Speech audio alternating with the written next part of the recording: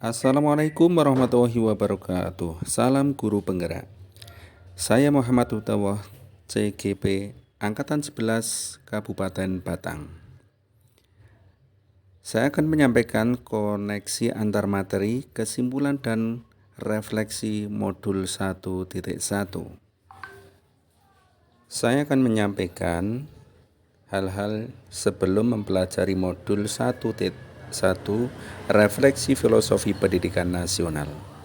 Ketika mendengar nama Ki Hajar Dewantara atau disingkat dengan KHD, ingat sekali dengan semboyan ing ngarsa sung tulodo, ing madya mangunkarsa tutwuri handayani.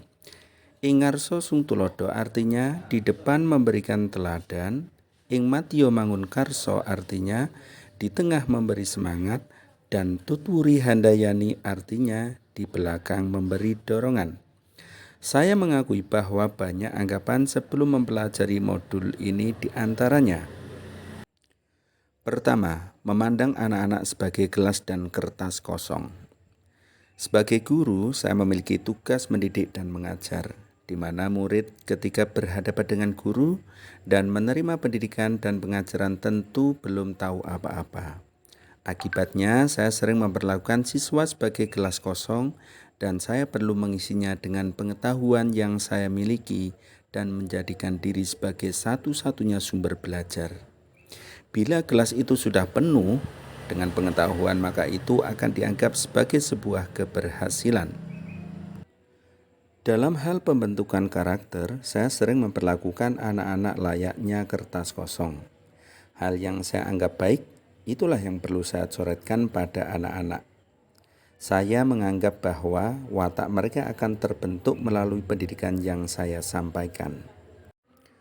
Kedua, memandang semua anak itu sama. Saya beranggapan bahwa semua anak harus diperlakukan sama dalam pembelajaran, yang mana saya harus menyeragamkan metode pembelajaran tanpa mempertimbangkan minat dan potensi masing-masing anak. Selain itu, dengan menyeragamkan metode pembelajaran, maka saya tidak perlu direpotkan dengan pengelolaan pembelajaran yang bervariatif di dalam kelas. Ketiga, fokus saya adalah menyelesaikan materi. Saya lebih fokus menyelesaikan materi dan ketuntasan anak-anak pada KKM, serta pada aspek kognitif siswa semata. Nilai adalah prioritas saya. Filosofi pemikiran Ki Hajar Dewantara. Yang pertama yaitu pendidikan yang menuntun. Tujuan pendidikan adalah menuntun segala kodrat yang ada pada anak-anak agar mereka dapat mencapai keselamatan dan kebahagiaan setinggi-tingginya, baik sebagai manusia maupun sebagai anggota masyarakat.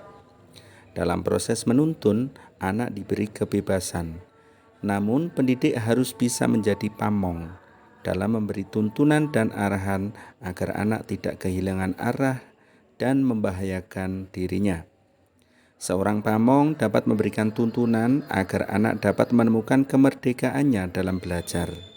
Anak juga secara sadar memahami bahwa kemerdekaan dirinya juga mempengaruhi kemerdekaan anak lainnya. Oleh sebab itu, tuntunan seorang guru mampu mengelola dirinya untuk hidup bersama dengan orang lain. 2. Pendidikan yang sesuai kodrat alam dan kodrat zaman. Ki Hajar Dewantara menjelaskan bahwa dasar pendidikan anak berhubungan dengan kodrat alam dan kodrat zaman. Kodrat alam berkaitan dengan sifat dan bentuk lingkungan di mana anak berada, sedangkan kodrat zaman berkaitan dengan isi dan irama. Pendidikan anak sejatinya menuntut anak mencapai kekuatan kodratnya sesuai dengan alam dan zamannya. Jika melihat dari kodrat zaman, pendidikan saat ini menekankan pada kemampuan anak untuk memiliki keterampilan abad ke-21. Sedangkan dalam memaknai kodrat alam, maka pendidikan harus disesuaikan dengan konteks lokal sosial budaya murid setempat. Setiap murid yang berasal dari berbagai suku tentu akan berbeda karakteristiknya. 3. Pendidikan memerdekakan dan menghamba pada anak. Pendidikan yang memerdekakan menurut Ki Hajar Dewantara adalah suatu proses pendidikan yang meletakkan unsur kebebasan anak didik untuk mengatur dirinya sendiri, bertumbuh kembang menurut kodratnya secara lahiriah. Pendidikan harus berorientasi pada murid sehingga pendidikan harus berhamba pada murid. Pemikiran dan perilaku yang berubah setelah mempelajari modul 1.1 Refleksi Filosofis Pendidikan Nasional. Setelah saya mempelajari modul 1.1 Refleksi Filosofis Pendidikan Nasional yang intinya tentang pemikiran Ki Hajar Dewantara, saya menyadari bahwa apa yang saya pikirkan dan saya lakukan selama ini tidaklah tepat. Seharusnya saya melakukan proses pembelajaran secara menyeluruh, bukan hanya aspek kognitif saja, namun juga afektif, psikomotorik, spiritual, sosial, dan budaya.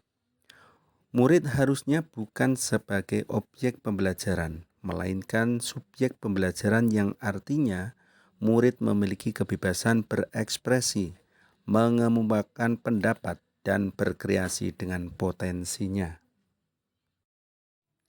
Saya sebagai guru harusnya menjadi pamong dan fasilitator dalam proses pembelajaran.